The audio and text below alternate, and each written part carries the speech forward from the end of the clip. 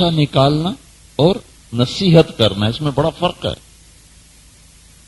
تمہیں بیوی پر غصہ چڑھا تو تم نے اس کو رگڑا دیا، تمہیں بچے پہ غصہ چڑھا تم نے اسے رگڑا دیا، تو تم سے باغی ہو جائیں۔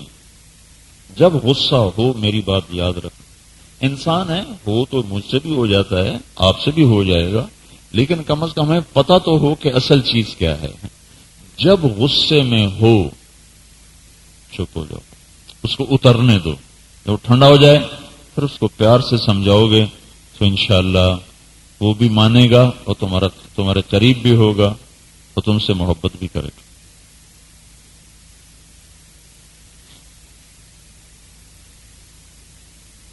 اور اپنی غلطی تسلیم کرے گا، ورنہ وہ الٹا ہوگا، اپنی غلطی کے دلائل دے گا تمہیں۔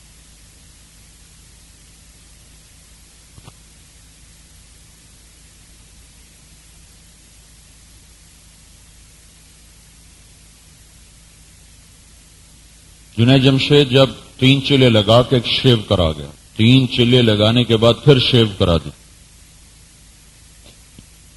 یہ شاید تمہیں معلوم ہے کہ نہیں؟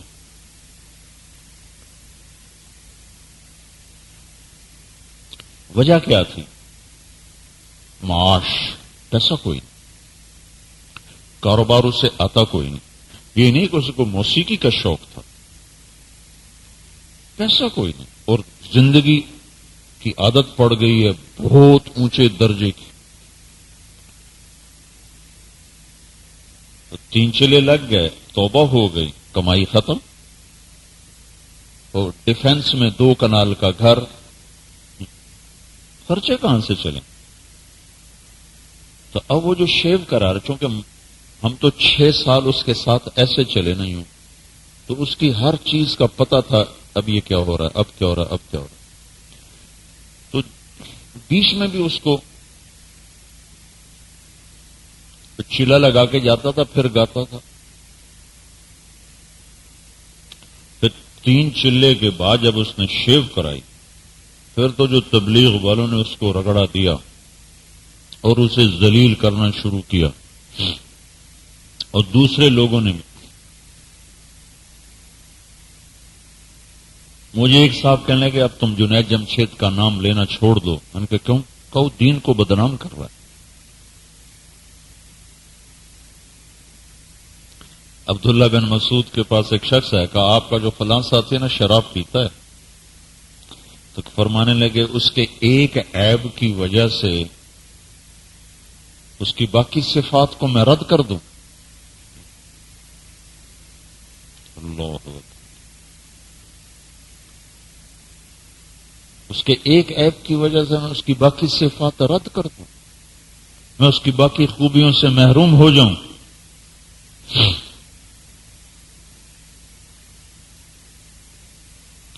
سبحان اللہ، تم خود سوچو تم کتنے دور ہو شریعت کے مزاج سے۔ میں باہر کے دکانداروں کا کیا گیلا کروں، تم جو 24 گھنٹے مسجد کی چھت کے نیچے ہو، تم مزاجن دین سے کتنے دور ہو، تو یہ باہر کا میں کیا گیلا کروں؟ کیا میں اس کی ایک برائی کی وجہ سے اس کی باقی خوبیوں کو نظر انداز کر دوں؟ اللہ اکبر، افقہ الصحابہ کہہ رہا ہے، افقہ سارے صحابہ کا علم 6 میں 6 کا، 2 میں 2 کون؟ عبداللہ بن مسعود اور علی بن ابی طالب۔ سنایا تھا نا تمہیں چند دن پہلے، کہہ رہے ہیں میں اس کے شراب کی وجہ سے اس کی باقی خوبیوں کو چھوڑ دوں؟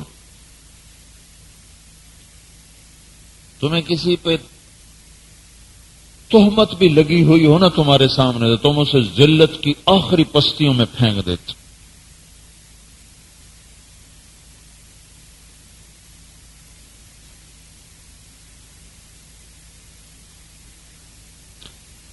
مجھے پتا چلا کہ وہ شیو کرا دی ہے، اور مجھے معلوم تھا کہ یہ صرف روٹی کی وجہ ہے، یہ نہیں کہ وہ کوئی ذہنی طور پہ گمراہ ہوا ہے، مجبور ہو کے ہوا ہے، اور اس نے باہر نکلنا چھوڑ دیا۔ مجھے پتا چل گیا اس نے شیو کرا دی، مجھے فون آ گیا کہ شیو کرا دی، اور ان کے ساتھ یہ پیپسی والوں کے ساتھ پھر سائن کر لیے ہیں گانے کے. میں نے اسے فون کیا، پرانوں کا جوڑ سر پر تھا. میں نے اسے فون کیا، اس نے بڑی مشکل سے میرا فون اٹھایا، شرم کی وجہ سے. میں نے حال احوال پوچھا، کچھ نہیں. میں نے اسے کہا کہ تو نے کیا کیا ہے؟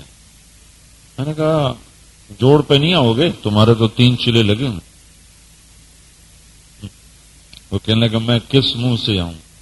کعبہ کس منہ سے جاؤ گے غالب، شرم تم کو مگر نہیں آتی. میں نے کہا نا غالب نے غلط کہا ہے، جانا ہی کعبے، اسی منہ کے ساتھ جو جانا ہے. اور کہاں جائیں؟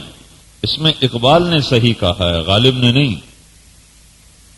نہ کہیں جہاں میں اما ملی، جو اما ملی تو کہاں ملی، میرے جرم خانہ خراب کو تیرے عفو بندہ نواز. جگہ یہی ہے.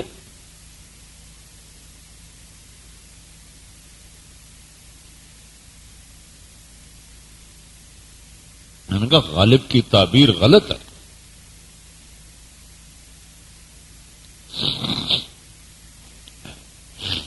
کہنے لگا میں تو نہیں آ سکتا، میں نے شیو کرا دیا. میں نے کہا کوئی بات نہیں، آ جاؤ. کہنے لگا میں کیسے آؤں؟ میں نے کہا منہ چھپا کے آ جاؤ، منہ پہ کپڑا ڈال کے آ جاؤ. کہنے لگا باہر کیسے ہوں گا؟ میں نے کہا میرے کمرے میں آ جاؤ. میں وہاں جوڑ میں حاجی ناول خان کا مکان ہے، وہاں ٹھہرا کرتا تھا. جب جوڑ اس طرف ہوتا تھا، میں نے کہا تم سیدھا میرے کمرے میں آ جاؤ، میں تمہیں باہر نکالوں گا ہی نہیں، تو وہیں میرے پاس رہنا. انہوں نے کہا اچھا. تو مجھے یقین تھا یہ نہیں آئے گا، تو میں نے ایک ساتھی کی ڈیوٹی لگائی. میں نے کہا تم نے اس کو ساتھ لانا ہے، جہاز پہ بٹھانا ہے. اور وہی ہوا جو مجھے ڈر تھا، اس نے ٹکٹ ہی نہیں کرایا. میں نے اس کے ذمہ لگایا تھا، میں نے اسے بتایا، میں نے کہا یہ نہیں آئے گا، یہ احساس ندامت میں دبا ہوا ہے، اور معاش کی وجہ سے اس نے یہ کام کیا ہے، وہ گمراہی کی وجہ سے نہیں. تو تم نے اس کا ٹکٹ خرید کے رکھو، تو اس کو جہاز پہ چڑھاؤ. تو اللہ کا احسان ہوا، دعا میں بھی لگے، مانگا بھی صحیح. وہ اس کے پاس گیا تو اس نے کہا وہ ہو یار بس میں تو وہ ٹکٹ کرانا ہی بھول گیا تھا. انہوں نے کہا میں نے تمہارا ٹکٹ خریدا ہوا میں نے بک کرایا ہوا. تو اب جب بڑے اعلی اخلاق کا نوجوان ہے یہ جنید جمشید، بہت اعلی اخلاق، بہت اعلی اخلاق.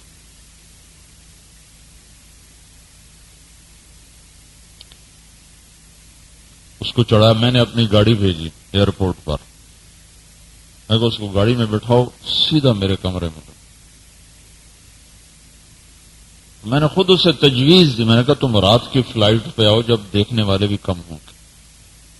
اس کو رات کے جہاز پہ لاہور اترا، میری گاڑی اپنی گئی ہوئی تھی، اس کو بٹھایا، سیدھا میرے کمرے میں لائے.